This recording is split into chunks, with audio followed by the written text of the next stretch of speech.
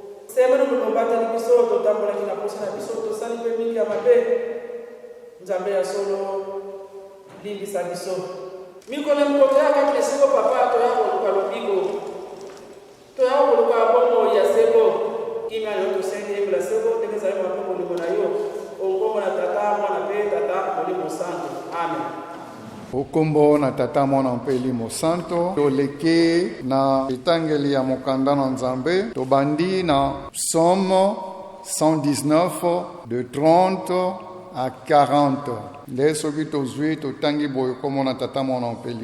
J'ai choisi la voie de la fidélité, je me conforme à tes ordonnances. Je m'attache à tes préceptes. Éternel, ne me rends pas honteux. Je cours dans la voie de tes commandements, car tu mets mon cœur à l'aise. Instruis-moi, Éternel, dans la voie de tes prescriptions, pour que je les garde jusqu'à la fin. Donne-moi l'intelligence pour que je garde ta loi et que je l'observe de tout mon cœur. Conduis-moi dans les chantiers de tes commandements, car j'y prends plaisir. Incline mon cœur vers tes préceptes et non vers le gain. Détourne mes yeux de la vue de choses vaines. Fais-moi vivre dans ta voie. Accomplis envers ton serviteur ta promesse qui est pour ceux qui te craignent. Détourne de moi les déshonneurs que je redoute, car tes ordonnances sont bonnes. Voici que je soupire après tes statuts. Fais-moi vivre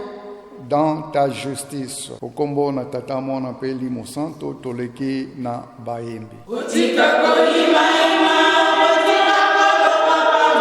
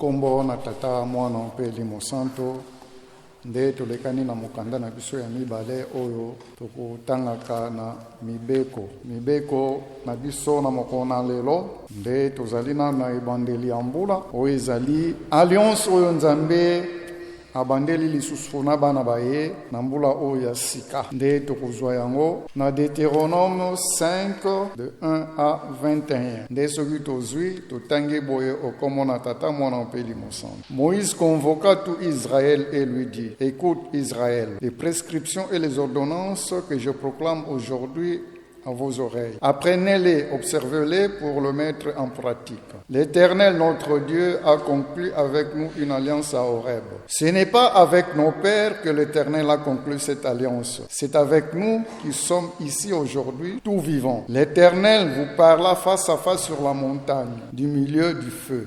Et moi, je me tenais en ce temps-là entre l'Éternel et vous, pour vous annoncer la parole de l'Éternel, car vous y aviez peur du feu et vous n'êtes pas monté sur la montagne. Il dit: moi je suis l'Éternel ton Dieu qui te fait sortir du pays d'Égypte, de la maison de servitude. Tu n'auras pas d'autre Dieu devant ma face. Tu ne te feras pas de statue, de représentation quelconque de ce qui est en haut dans le cieux, de ce qui est en bas sur la terre, de ce qui est dans les eaux plus bas que la terre. Tu ne prosterneras pas devant elles et tu ne leur rendras pas de culte. Car moi, l'Éternel, ton Dieu, je suis un Dieu jaloux qui punit la faute de père sur le fils jusqu'à la 3e et à la 4e génération de ceux qui me haïssent et qui usent de bienveillance jusqu'à 1000 générations envers ceux qui m'aiment et qui gardent mes commandements. Tu ne prendras pas le nom de l'Éternel ton Dieu en vain, car l'Éternel ne tiendra pas pour innocent celui qui prendra son nom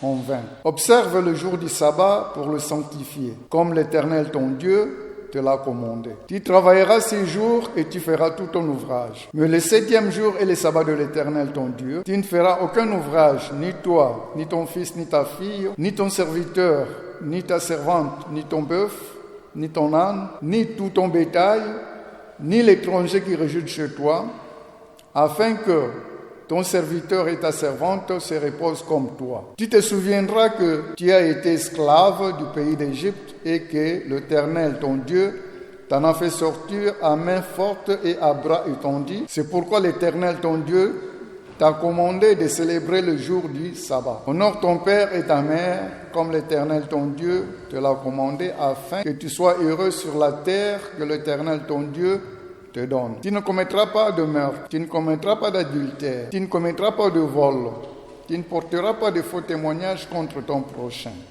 Tu ne convoiteras pas la femme de ton prochain, tu ne désireras pas la maison de ton prochain, ni son champ, ni son serviteur, ni sa servante, ni son bœuf, ni son âne, ni rien qui soit à ton prochain. Tozongi lisusu na bayembi.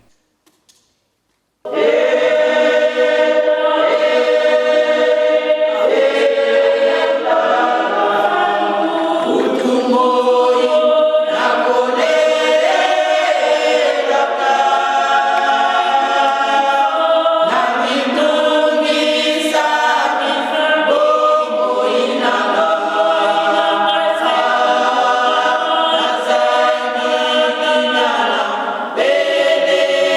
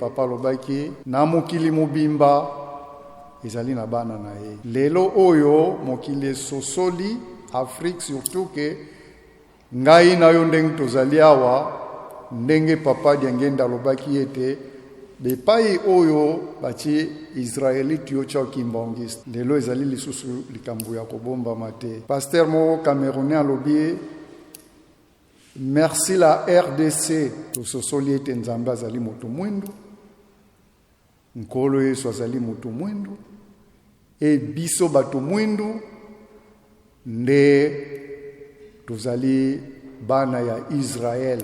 Ba verset biblique ezali na ba preuve concret o ezali kolakisa ete loposo moindo ezali bana Israël o nzambe asalaki na bango.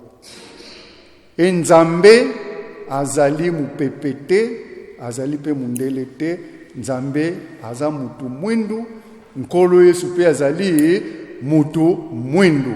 Basengi na ba pastero ya ba tetu, o bazali kokosa batu, ba pesi ba verset, ba pesi ba exemple, o ezo lakisa ete ba oyo se proclama bana Israël baza bana Israël te verset nyonso eza na kati na Biblia yango wana ngai na yo oyo tozalaki na Nzambe banda ebandeli kino lelo yo tozali na Nzambe nde tango oyo tozali kosenga tozala na conviction ete tozali bana na Israël biso nde libota ya Nzambe biso nde toko bikisa mokili tozala na kobanga te toyoka soni te pamba te oyo bazali kobimisa yango ce sont des grands pasteurs ivoiriens camerounais ekolo ya ndenge na ndenge béninois balobi ete Nzambe azali moto mwendo.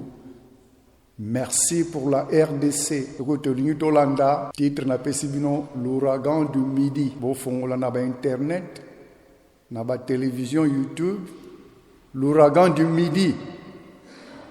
Unande ba kusosolisa, pe ba sengela ba pastoro ba teti, oyo baloba ka Nzambe za mu pepe, Nzambe za mundele balanda na ba preuve zali na kati. Yango message oyo mbula oyo nde tango tozali kosenga tozaka na conviction toyoka soni te tozaka koloba na Nzambe oyo ya biso azali na bomoi nkolo Yesu ya biso azali na bomoi aza mu pepete aza esprit te azalaki esprit me alata nzoto akita fandi na biso yango nde kado papa bapesa biso eza ya kosenga po tobikisa mokili yango na papa balobaki na famille moko soki kimbangisa za na kati ata famille mubimbeza bakimbangisa te obikisi libota na yo na tina na yo tango yo sengi Nzambe akoyoka kusala nde nabengi bato misato nabengi mama la blondo nabengi mama Sylvie pe papa Jacoli asilisi biso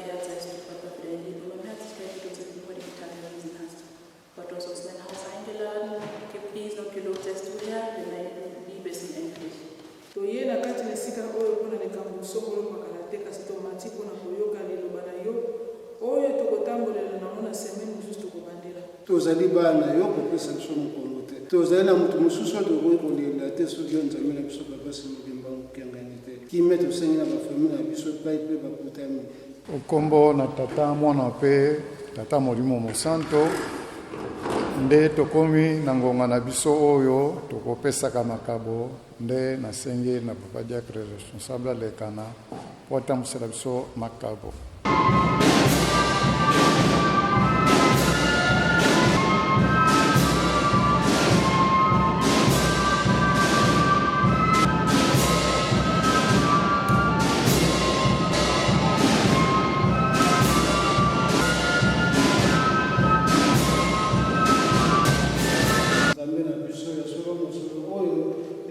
chama kati na sali oyo yo kuliaka ya mote kasi yango kusala na misala kati na ngomba na yo tosengi na yo tika ete yo moko pambola mosolo yango nyonso akokesani kati na ngolo ngola boka na musika ubanda lelo libele na kombo tata mo santo amen.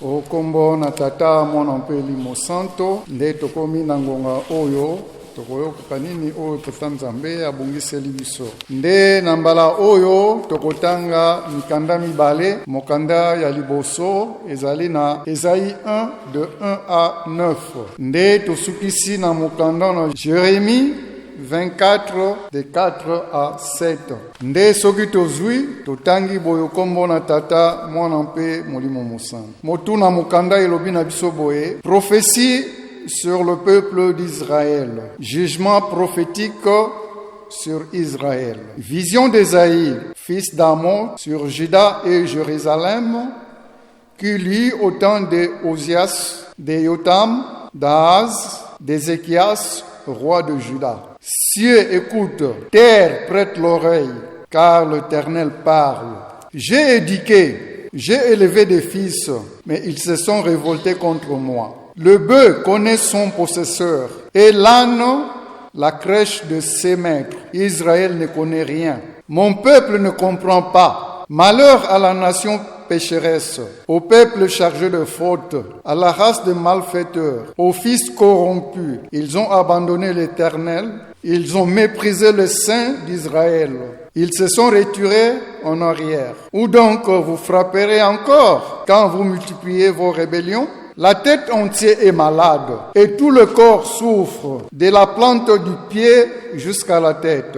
Rien n'est en bon état. Blessures, contusions, plaies vives n'ont été ni poncées, ni bandées, ni adoucies par l'huile. Votre pays est désolé. Vos villes sont consumées par le feu.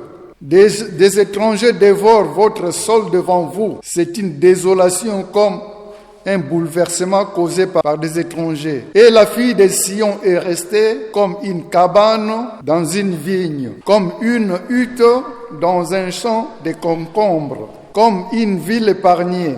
Sans l'Éternel des armées qui nous a conservé un faible reste, nous serions comme Sodome. Nous ressemblerons à Gomorre. Tolekani Jérémie 24, de 4 à 9. Kuna mukanda elobibo et comme na tata mon peli mon santo. La parole de l'Éternel me fut adressée en ces mots. Ainsi parle l'Éternel, le Dieu d'Israël. Comme on fait pour ces bons figures, ainsi je regarderai favorablement les déportés de Juda que j'ai envoyés de ce lieu dans le pays des Chaldéens. Je poserai un regard favorable sur eux et je les ferai revenir dans ces pays. Je les édifierai et ne les détruirai plus. Je les planterai et ne les arracherai plus. Je leur donnerai un cœur pour qu'ils connaissent que je suis l'Éternel. Ils seront mon peuple et je serai leur Dieu s'ils reviennent à moi de tout leur cœur. Tobondela, mkumbwase, ye mwana, ye tata mwanda velela. Tata nzambi mfumu Yesu tata mwanda, papa Simoni Kimba unkiangani, nzambi. Nkitulenda kuvutulila tata, mumamotu vangilanga mambote. Ngewasisa zulu wakulumuka mukumakia beto, nkanda ndembe, wamona vo mpasi za kutusaka, idina wabakankanuvo, wiza kutuvukisa. Wakulumuka, wakivana mukumakia mbizeto tata ngenzambia nkenda nzambia uwalakazi nkenda za kuzambandu yembandu ntangu zazo utuyindulanga kana vutwena kakabambi fantadisi yako tata utufuila nkenda katwena tinu nukiankaka katwena nzambi yankaka ndumosi kakatuzei ndondo wakala wena esi wakala diaka papa Simoni Kimba mukiangani nge mfumo wa Zulu yentoto dina beto bana baku tata tuwizidi mulumukike vutula matondo konga yenzambi eto utuneti mufulukike unzo kwa yavyo kampasi voto awalongi tata kala yebeto utuzibudila matu makimoyo twawa twabaka twasadilamo mkumbwa se yemwana yemwanda velela. Amen. Ukombo na tata mwana pe tata molimo mosanto. Tobandaki kotanga na mukanda na nzembo. Tozali na mobu ya sika. Tokoti na mobu ya sika. Mingi na mobu ya sika basalaka bilan. Mobu uti koleka nini na salaki te. Nini na kokisaki te. Nde yango tozui mukanda oyo ya roi David mokonzi David nini oyo mukanda oyo bombeli biso roi David azalaki mokonzi monene kati na Israel toyebi ndenge nini akomelaki mokonzi kati na Israel nini oye asalaki tangu ya komaki mokonzi. Ti lelo oyo nini esali ete kombo na ye emata mabota nyonso okotuna roi David bayebi ye. Okokende pa ya bamisilma bayebi ye. Okokende ta pa ya babuda soko lobi roi David mingi kati na babuda bayebi ye. Mabota na mabota bayebi ye. Na tina nini? Est-ce que ye azalaki extra? Azalaki neti biso te? Te mokonzi David azalaki na mposo pe makila ndenge oyo eza kotambola kati na ngai na yo.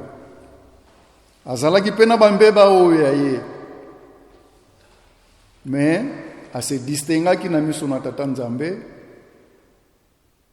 pona komikitisa. Yango wana Biblia yebisi biso ete oyo amikitisaka yende batombolaka. Yango lelo nde tozali komona kombo na David etombwama. Ayebaki komikitisa. Ayebaki nini oyo Yesu ki atelemi liboso na Nzambe, nini oyo akoki kosala oyo esepelisa Nzambe na ye. Asalaki mingi ya mabe pe. Mais azalaki komikitisa, azalaki humble. Ezali caractéristique oyo banzambe na biso bazali kosenga biso. Batata mvoila bayaki kati na biso poti bala kisa biso humilité za nini, komikitisa ezali ndenge nini. Poti Nzambe akanisa komatisa yo. Lelo tozwi mukanda kati na mukanda moko oyo roi David akomaki. Banzembo oyo roi David akomaki ezalaki ba inspiré, banzembo eza inspiré. Kasi ezali ye moko kaka tende akomaki banzembo oyo ezali na kati na Biblia. Kati na mukanda na Nzambe tozali na 150 psaumes. Mais nyonso te yango nde kotaki kati na mukanda oyo.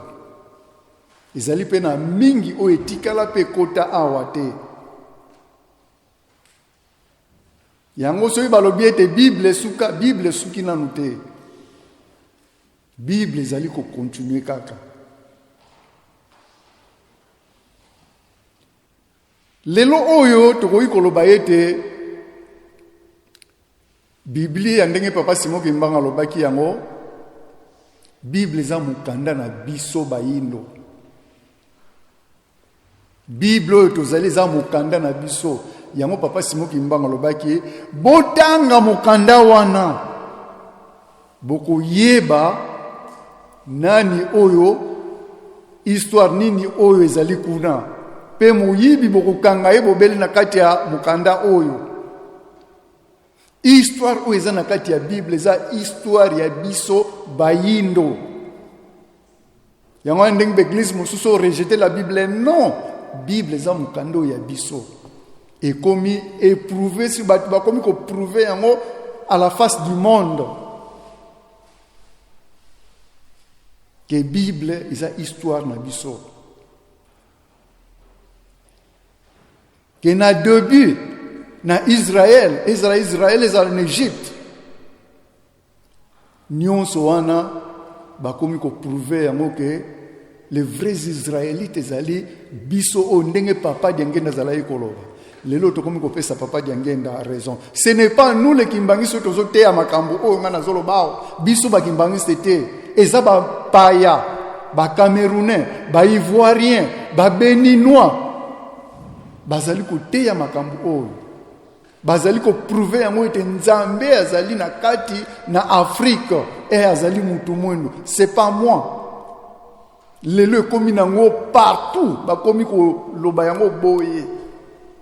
Mais tango ngana landaki papa na biso Lowanga, Jospin Lowanga, tango azaki na Égypte, tango akei na Arabie Saoudite, makambo ya lobaki sur ba momi, ba ancien pharaon, abinake komona batu mwindu. C'est que histoire oyo eza na kati ya Bible eza ya biso.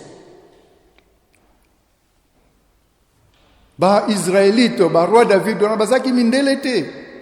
Mais tellement monguna ye kokosa biso, tokomi kondima, tobwaki kibonzambe oyo ya biso. Tozongi na biso na kati na mokanda na nzembo. Lelo nzembo oyo tozwi, roi David alinkolobela biso nini na kati na nzembo. Roi David asali choix, aponi nzela nini oyo ye akoki kolanda. Asali choix na ye. Na mayema songa na moni sikoyo nasala nini, napona nzela nini.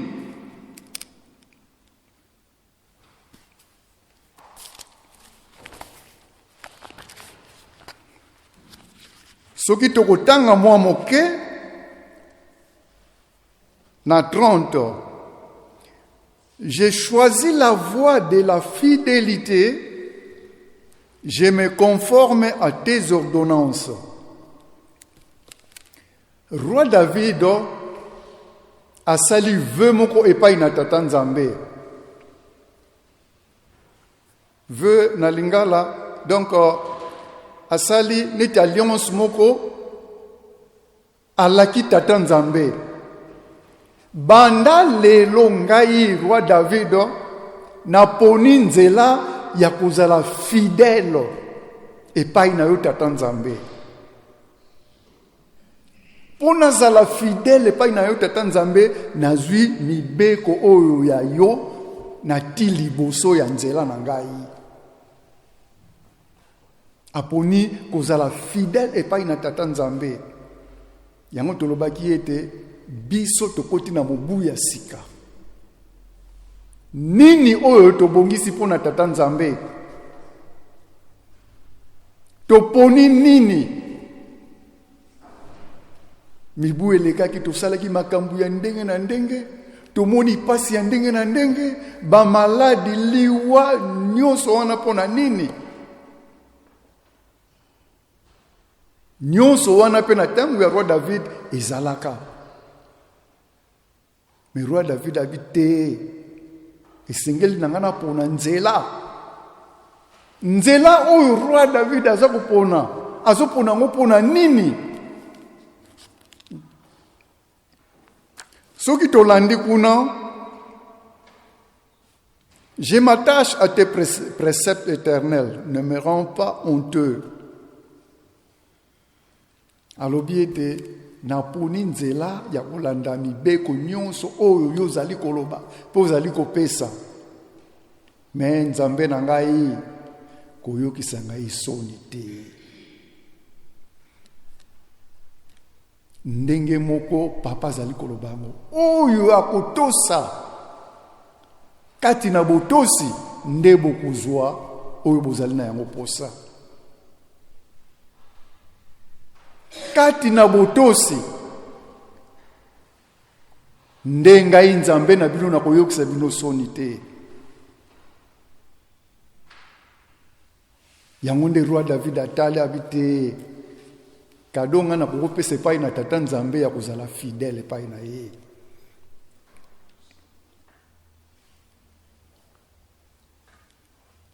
Na yango ye alobi ete nzela na yo yango nzela ya progrès. Po ete moto akoma monene, po ete moto asala ebele ya makambo, po ete moto a réussir na nzela na ye, roi David alobi ete esengeli bobele ozala fidèle na mibeko ya tata Nzambe. Eloko mosusu te, netango oyo ozali fidèle, ba promesse oyo nyonso Nzambe azali kopesa, okozwa litomba na yango. Tango Nzambe aza kotala akofere yo moto monene, akomatisa kombo na yo epai na milie nyonso tu yo kozala bakolobela yo. Ngai nazwaka exemple mingi tango tuzakana na bandal tango wana beglize oyo biso toyebaka ezaka 4 églises ya minene. Tuzalaka na Mupe, tuzalaka na Missioni, tuzalaka na Armée du Sali, tuzalaka na le kimbangisme. Mais bakimbangisme bazaki na bakimbangiste plutôt baka na réputation mosusu. Tango wana bazobenga lingomba wana ya bakongo. Mais respect et puis naibite tango nanga na kimbangiste te mama zaki kimbangiste. Mais respect ou bazaki kopesa bango ba mama wana ya kintwadi. Mama wana ya kintwadi. Wana moto na diangenda. Et puis yebanaka mama ukuna azaka na kintwadi. Mama ukuna na bana bango nyoso tu omona dimanche balati babitambala bango na église. Bazaka na réputation mosusu. Mokolo mosusu mama ya biso atindi ngai epa ya mama moko ateka kambisa abikende pa ya mama na lobane po mama biso za koteka mfumbwa abikende bipa mama na yebisa ike mama nzoto za malamu te apesa yo mbisi comme ça tango nzoto ko malamu na kopesa mbongo na longo na wenza na bandalo tina wenza na biso ya bandalo ngana longo na singiti na wenza bandalo na kome pa ya mama wana na yebisi mama na zaki mama moko ya mbuza na mama abipesa ye mbisi ataba abi bino bakintwade bozaka na likambute zua kende kopesa mama na yo pona yebike bino ezala ta ndenge nini bolingaka makabo bangaka makambo apesi ngai mbisi na kepe na yebisi mama na mama na lobike bino bakintwade bobangaka makambo. Mama lobina nga ibunda kibeni tufoti kadila. Réponse mama pesa nga yango wana. Tala réputation wana ya bakimbangiste. Yango wana lelo oyo. Na mokando ya David. David aponi nzela nini? Nzela ya honneur. Fidélité yango nde kopesa honneur. Fidélité yango nde kopesa progrès na moto. Fidélité yango nde kopesa respect. Tango oyo landi respect lelo oyo kombo ya David soki koma likolo pona nini pona fidélité pona respect yango oyo ba papa bazali ko senga na biso na mobu tokoti biso tozali ba tremplin mokili za kotala biso nini oyo tokoyi kolaka nzambe na biso na mobu oyo tokoti. Pamba te makambo nyonso oyo tozali komonela pasi banda na biso tina mikilo ya biso ekitangami bobele na biso. Bato bakoki kolongola likambo wana ezali biso bakimbangisto. Ezali biso bakimbangisto.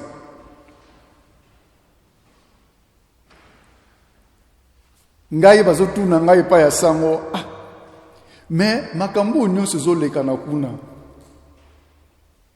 ndenge nini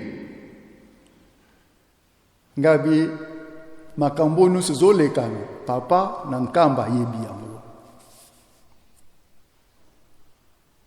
papa yebi yango nzambe azalaka na kala ye okaka za tuza na ye tango na Israël bano na tango wana bana Israël bazalaka massacré nzambe azali kotinda même ba maladie ba peste kati na bango tango batosaki te. Mais nini ezali kosala ngana yebisie likambo ezali wana ezali likambo ya bozangi botosi soki totosi tozongisi ye nesika na ye nyonso tokomona nie na kamati discours ya mbanza nsanda na pesi ya tanga. Ce sont des choses qui ont été dites et écrites. ozali komona makambo nyonso tu ba prophétisa yango papa Simon Kimbangu aloba ba mvoala ba yeba lobeli biso nyonso mais biso tolingi tozoluka nzambe soki epai wapi nayebi te bamama mite ya nzembo soki boyebi nzembo lomboloka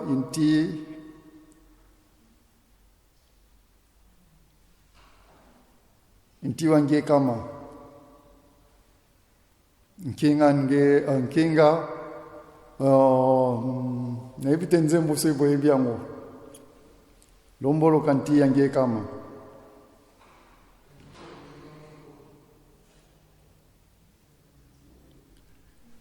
nzembo oyo eza nzembo ya kala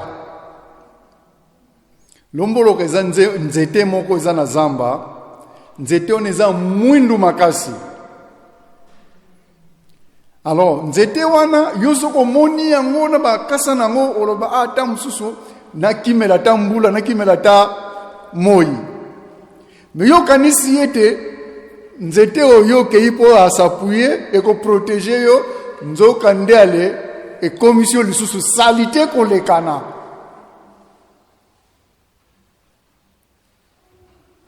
nzembo wana eza nzembo oyo Mr. Fwasi azwa na kimbangiste azake inspiré kati na lingomba nde azwa ka nzembo wana pona koloba nini asala prison ya 3 mois likolo nzembo wana alobi omoni ba mangomba oyo yebele biso tokanisi nde ba mangomba wana yeli biso lobiko toke sala nini alitoke kokota kuna nzoka nde toke kobakisa kibosoto yango nde za kusala biso pasi lomboloka yango nzembo wana tango ebimaki tango wana ba flama bazali na babia tata wana foko kangaye nzembo wana zambwakela bwakeli biso bachaye 3 mois na prison tata wana soto landi histoire na ye tata wana zako uta na vula azokende tina nkamba mais azaki aveugle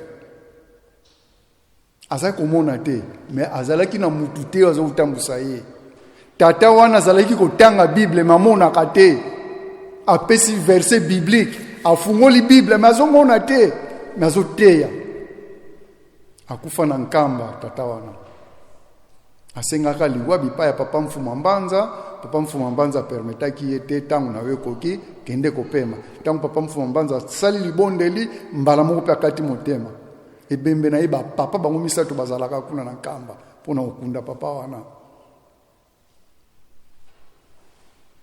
biso tokanisi tango oyo makambo tozalaki na yango tozalaki kokangama na yango nde lobiko na biso nzoka yango nde za kobebisa biso mais lelo tozwa décision toluka nzela nini tokoki kolanda nzela ya malamu yango nzela David atei biso c'est la fidélité na ba précepte ya tata nzambe yango pe papa Simon Kimbangu kianga nazali kosenga biso tolekani na biso mais toyeba ete nzambe na mbula oyo tokokaki kosala te tomeka mpe ko réaliser ngona mbula oyo neti nini tozana makambo ebele esalaki biso pasi ekotisi mpitakani na kati na biso kotisi liwa mais to meka mpe ko changer oyo tosalaki te tosala yango nzambe azali kosenga biso mingi tosala po ete tobikisa ba mabota ma biso pe mikili ma biso mibika na ko pesa kaka exemple moko na biso na Allemagne awa na biso na Stuttgart awa pose ya papa ezali nini bobele ndako ya Allemagne azali kosenga biso totonga papa kende kotala ndako wana mais na sa mutema papa nyongaki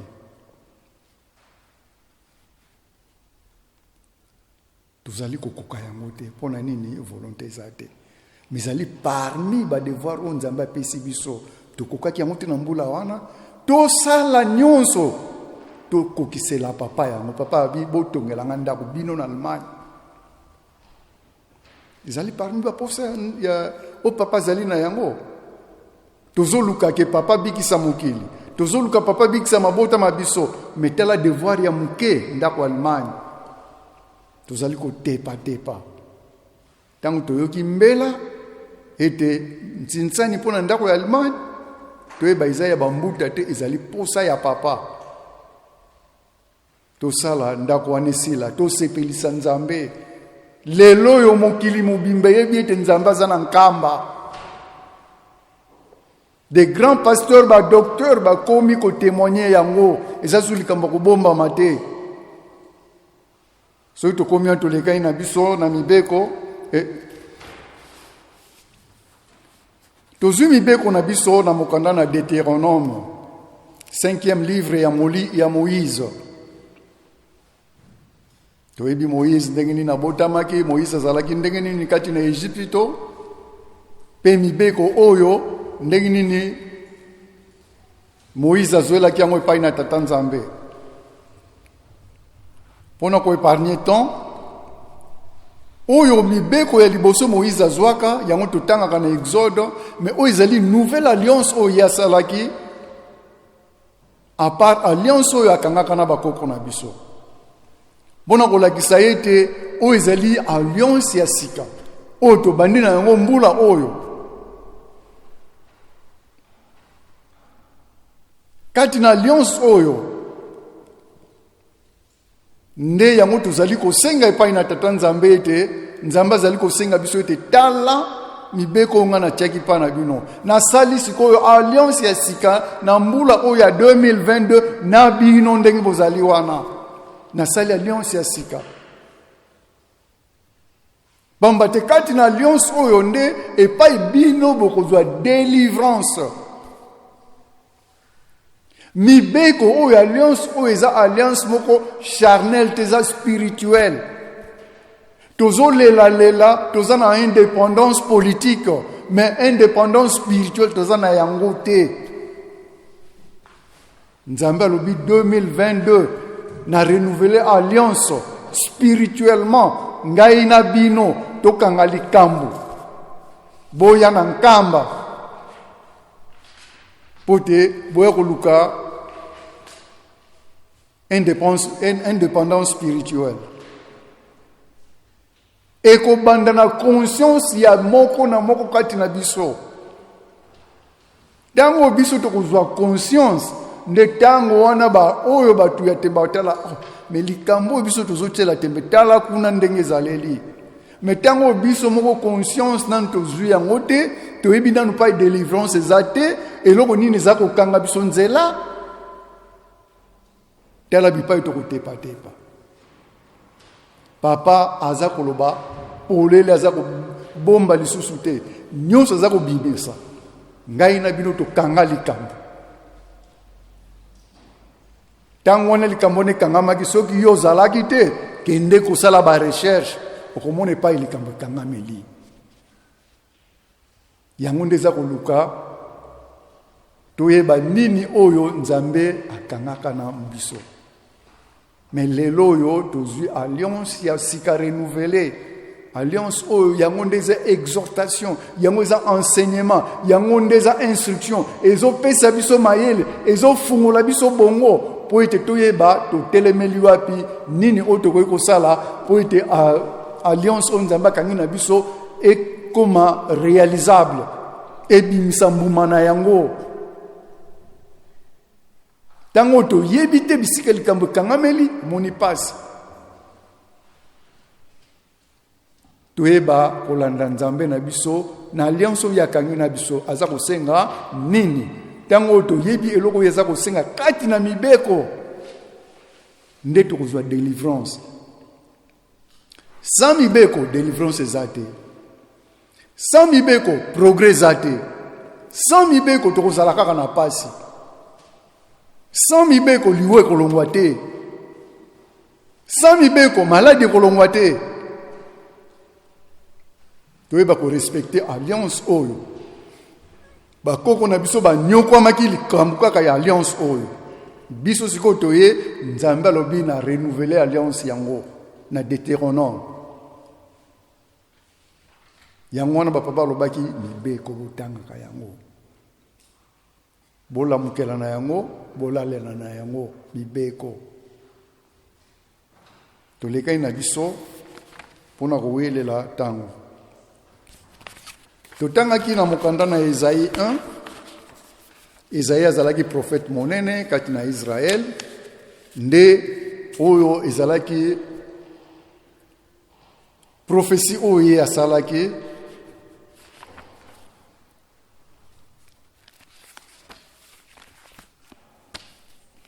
ezalaki prophétie oyo azwaki pe asalaki na ntango wana Nzambe nde mutu ayebisaki ye oyo ete kende koloba na bana na ngai bana na Israël ndenge papa azali koloba na biso ndenge pe Esaïe asalaki Nzambe alobi yebisa na bana na ngai nde yango alobi awa na deuxième verset cieux likolo boyoka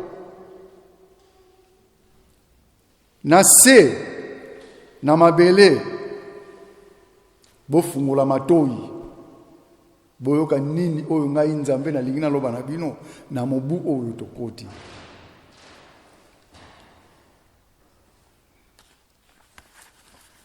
alobi na teyi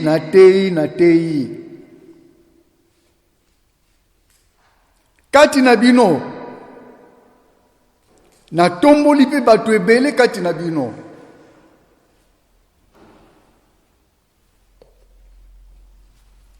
mais alobi boye ngombe kutu ayebaka nkolo na ye an kaka oyo azaka nyamo azaka teti wana ayebaka meme bipa ekende ekolela mais alobi Israël bayebe lokote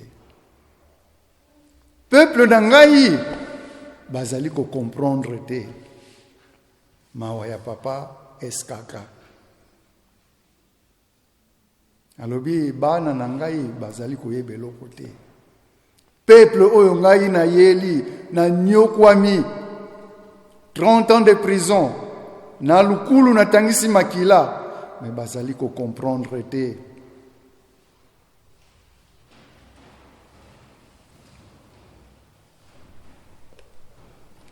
yango na lobi boye mawa na bino pamba te bosumuki mingi mawa na libota ya bato ya mabe boza ba malfaiteur boza ba corrompi bo abandonné botiki Nzambe na bino natindaki basali natindaki basaint kati na bino bonyokoli bango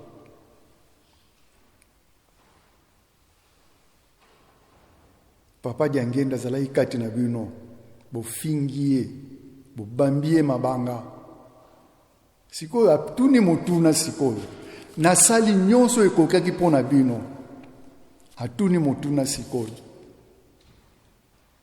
na nyonso bino bosalaka ki rebellion kozanga botosi kofinga ngai pasi sikoyo ekoteli bino Nzambe nini sikoyo bino bokende kotuna Nzambe nini akolongola bino na pasi mutuna sikoyo atuni yango wana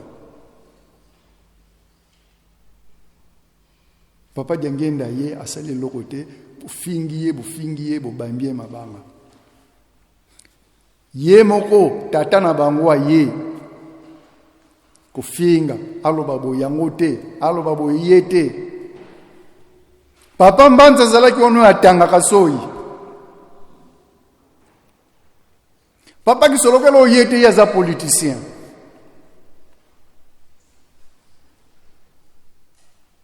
Papa Simon Kimbangu ya 21 te yete to batekiye. Et pas ya ba mindele poni na kende prison. Ba saint o ba yaki kati na biso.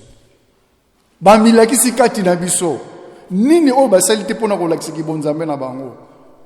Lelo yo pasi ekoti tokomi ko luka nzambe yesu ko atuni sikoyo motuna na ye na nyonso bino bozo sala sikoyo boluka nzambe oya kolongola bino na kati na pasi wana tokomi mitelengano.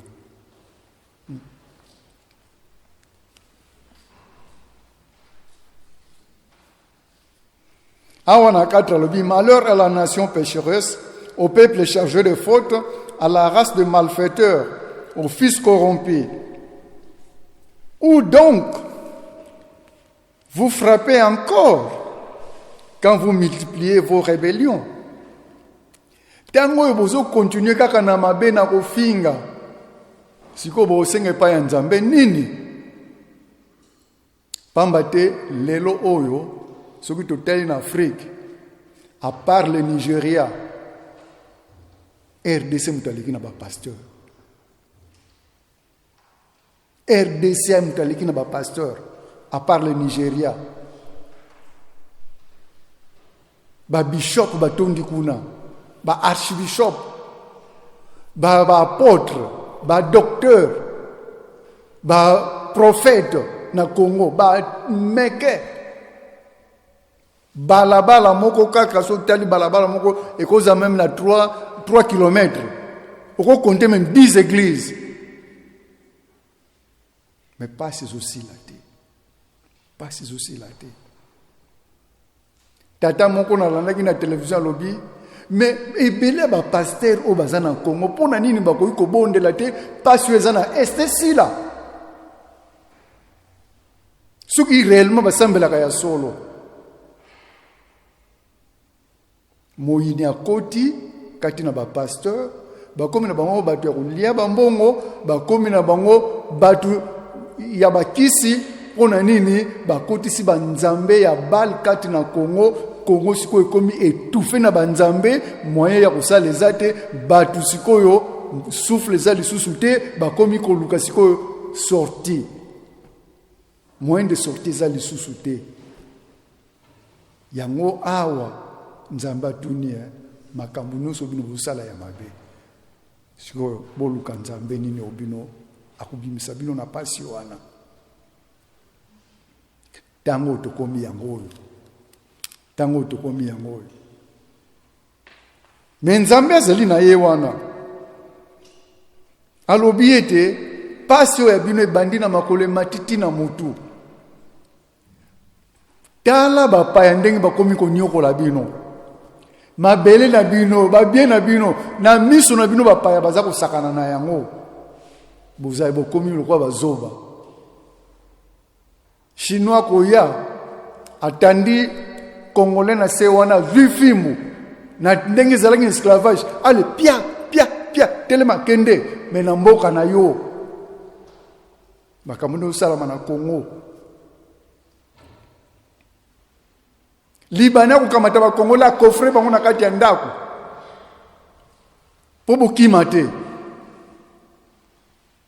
bosala kaka pona ye na kati ya Congo nyonso eza nango biblique likambo moko eza libanda ya Bible eza te yango na baki ete Bible oyo eza mokando ya biso pamba te nyonso tozomona na Congo ezali awa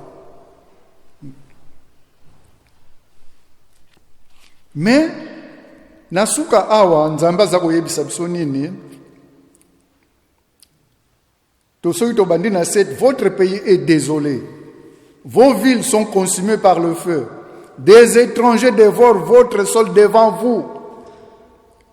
C'est une désolation comme un bouleversement causé par des étrangers. Et la fille de Sion est restée comme une cabane dans une vigne, comme une hutte dans un champ de concombres comme une ville épargnée. Nzambe alobi bien que makambo nyonso ezali koleka na désolation ezali koleka na me ezali na mwana mwasi moko oyo azali épargné neti bilanga na vinyo neti ndako batongi likolo pona kotala na se kokengela na se elingi koloba nini bien que désolation nyonso tozali na yango Nzambe azali malamu ati esika moko boye oyo azali kotalela biso pona nini alingi te ete biso nyonso tokufa kaka bien que désolation mais ati moi tout moko boye aza kotala aza kokengela biso aza koéveiller sur nous.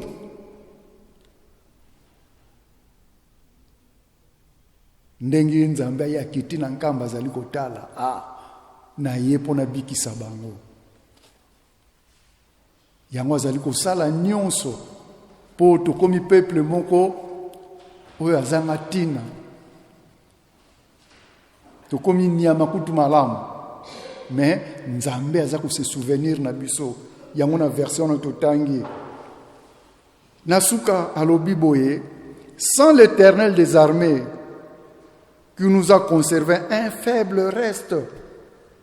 Atiki biso moi moke côté moko boye.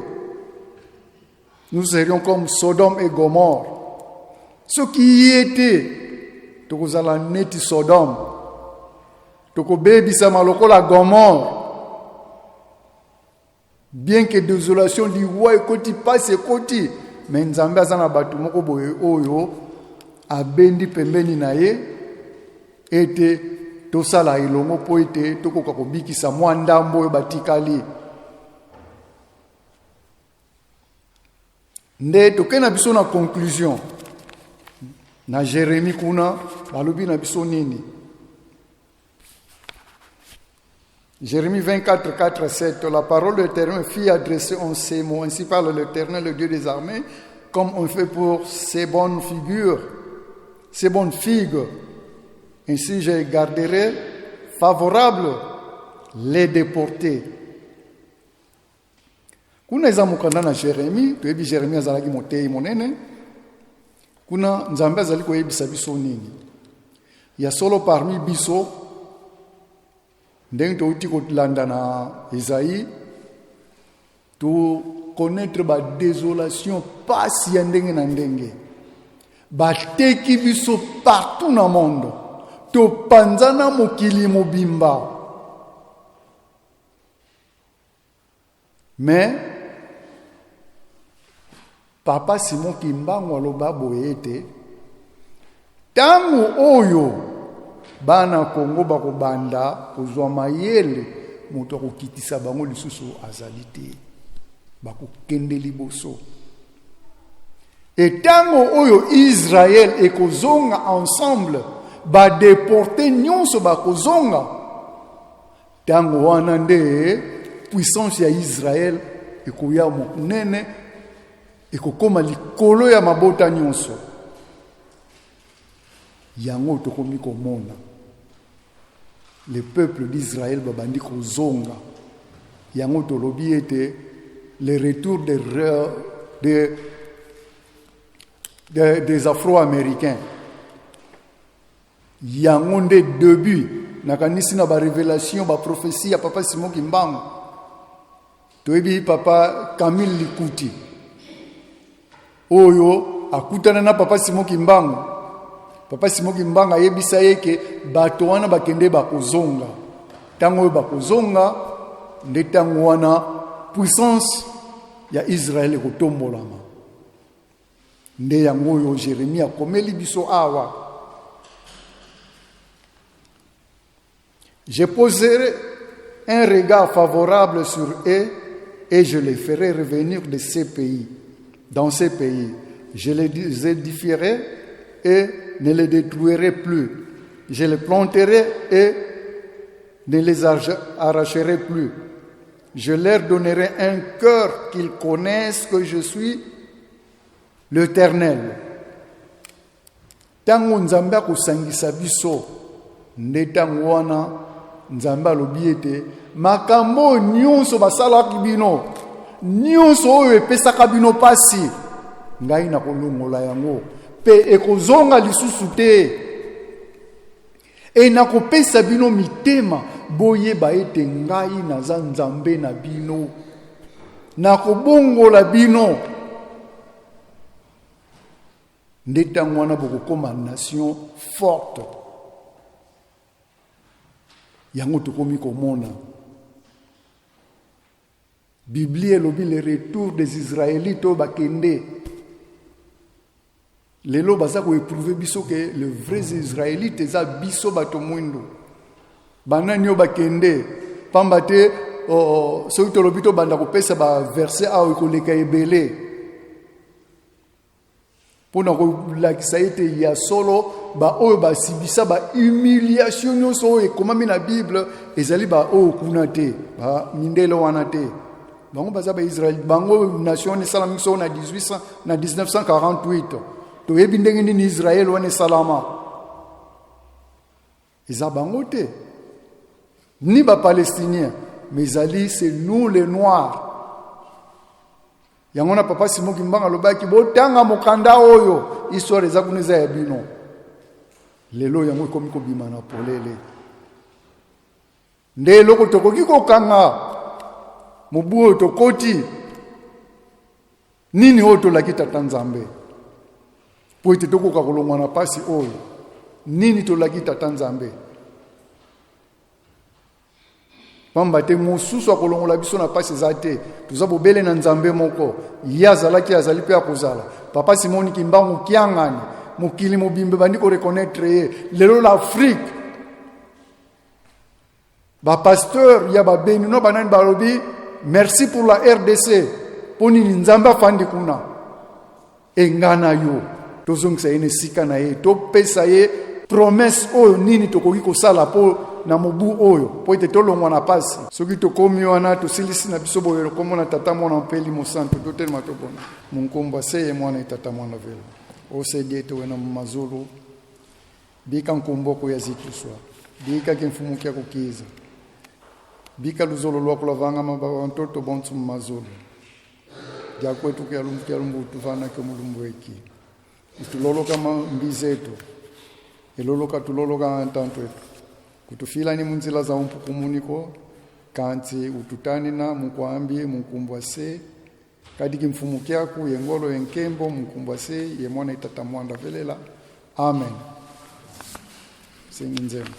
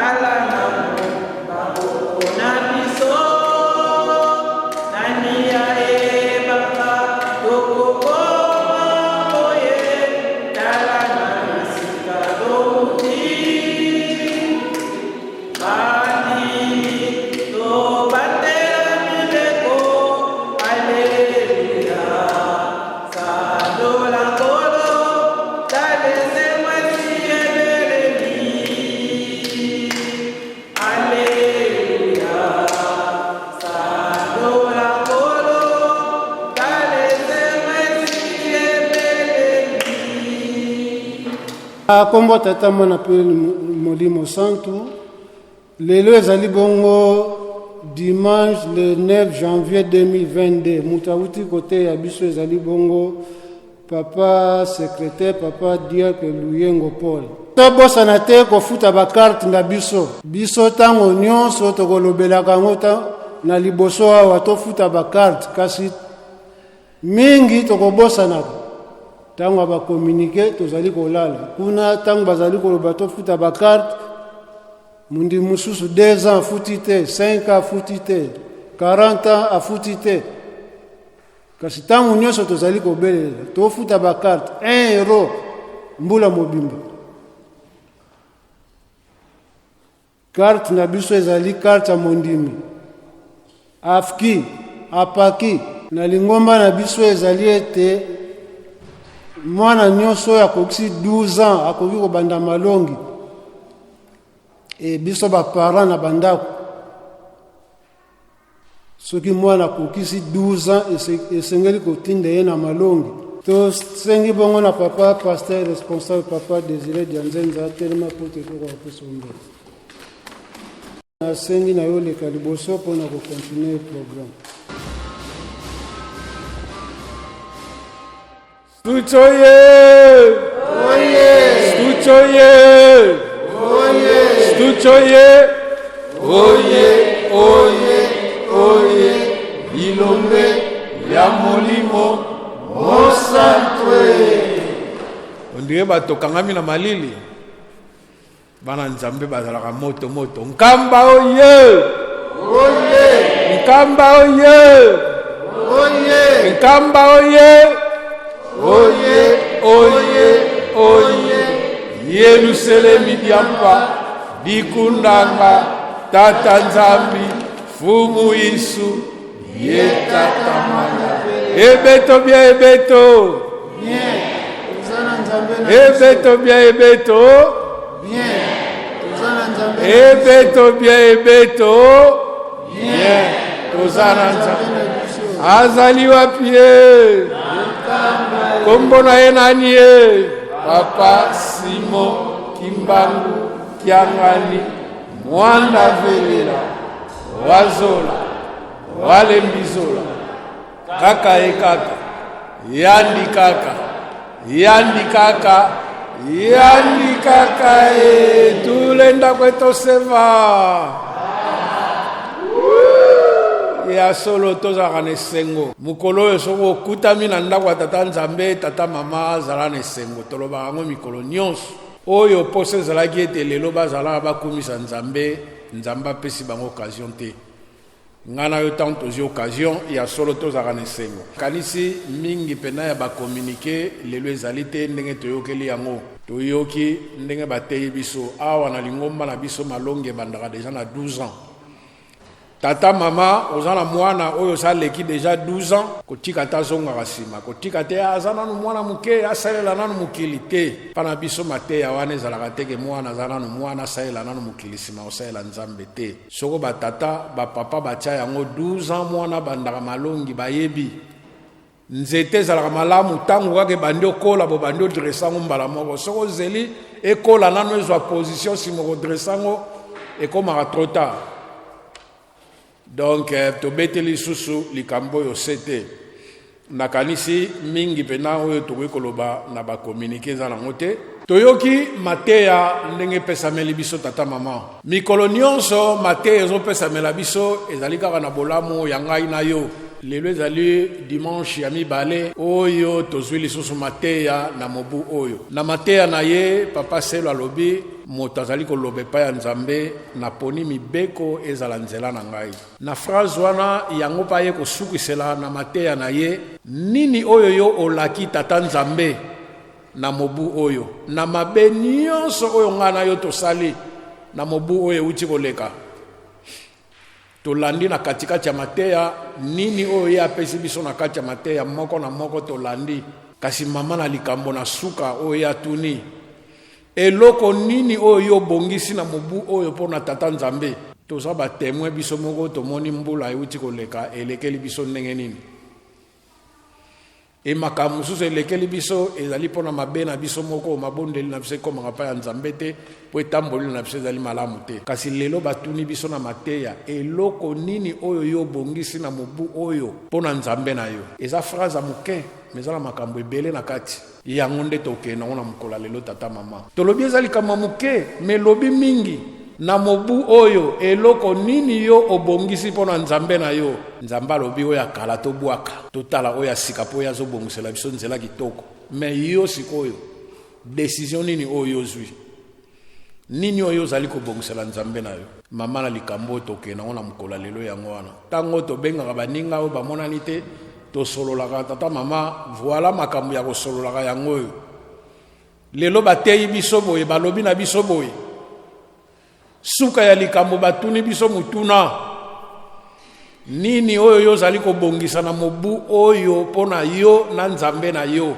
Yango wana nde epesameli biso na mateya lelo na maloba ya papa. Nakanisi mingi tozali koyoka semaine oyo nde tozwi penda maloba ya papa te me moko na moko tozali koyoka ndenge papa alobelaki yango, ndenge mpe kaka tozali koteya matata mama oyo akala tobwaka toyamba oyo ya sika mpo makambo na ye ekomi pembeni ezali lisusu ya mosika te.